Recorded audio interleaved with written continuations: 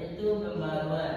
Tajdid dalam bahasa Arab berarti pembaruan. Dalam konteks Islam, tajdid berarti berusaha untuk menghidupkan kembali ajaran Islam yang murni sesuai Al-Quran dan hadis, serta membersihkan ajaran dari hal-hal bid'ah atau tahayyul. Apa tadi tajdid anak-anak? Upaya pembaruan ajaran Islam kembali ke Al-Quran dan Sunnah, Pak. Ya, bagus sekali Putri. Tajdid itu untuk kembali ke ajaran Islam yang murni, yaitu Al-Quran, hadis, dan Sunnah. Yang melatar belakangi gerakan tajdid ini ada 4. Yang pertama itu kemunduran umat Islam dalam berbagai bidang: politik, ekonomi, sosial, dan pendidikan. Dan yang kedua, penjajahan Barat yang membawa ide sekularisme dan merusak struktur masyarakat Islam, serta penyimpangan ajaran Islam karena dominasi taklid, khurafat, dan bid'ah, dan kebutuhan akan ijtihad untuk menjawab tantangan zaman modern. Tokoh-tokoh tajdid penting yaitu yang pertama Muhammad bin Abdullah Al-Wahhab dari Arab Saudi. Dari mana tadi Muhammad bin Abdullah Al-Wahhab, anak-anak? Arab Saudi. Ya, gerakannya yaitu Wahabi, menyerukan kembali ke tauhid murni dan penghapusan bid'ah.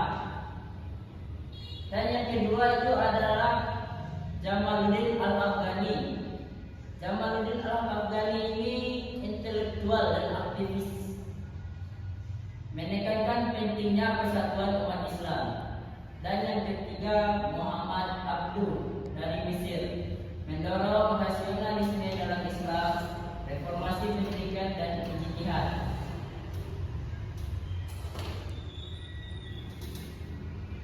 Yang keempat yaitu Rasid Ridha, murid dari Muhammad Abduh, menekankan penerapan syariat Islam dalam negara modern.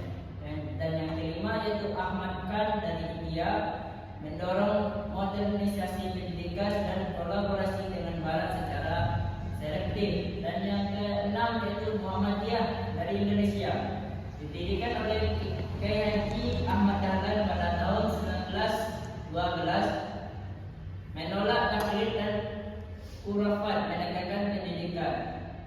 Siapa yang mendirikan Muhammadiyah dari anak-anak? Kiai Haji Ahmad Dahlan. Ciri-ciri gerakan tajdid dan dampak gerakan tajdid. Ciri-cirinya yaitu yang pertama, ada yang tahu? Tidak, Pak. Ciri-ciri yang pertama itu kembali kepada Al-Quran dan hadis. Yang kedua, penolakan terhadap taklid buta. Dan yang ketiga, penggunaan akal dalam memahami ajaran Islam. Yang keempat, pendidikan sebagai sarana perubahan. Dan yang kelima, penekanan pada ijtihad dan pembaruan hukum Islam.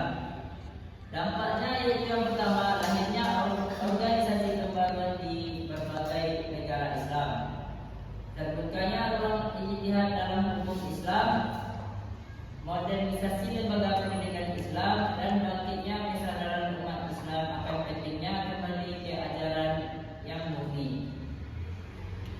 Sampai di sini, apa ada dari anak bapak yang ingin bertanya? Tidak ada, Pak. Berarti sudah paham semua ya anak bapak? Insya Allah ya, Pak. Nah, baiklah. Sekian materi kita pada hari ini. Bapak akhiri dengan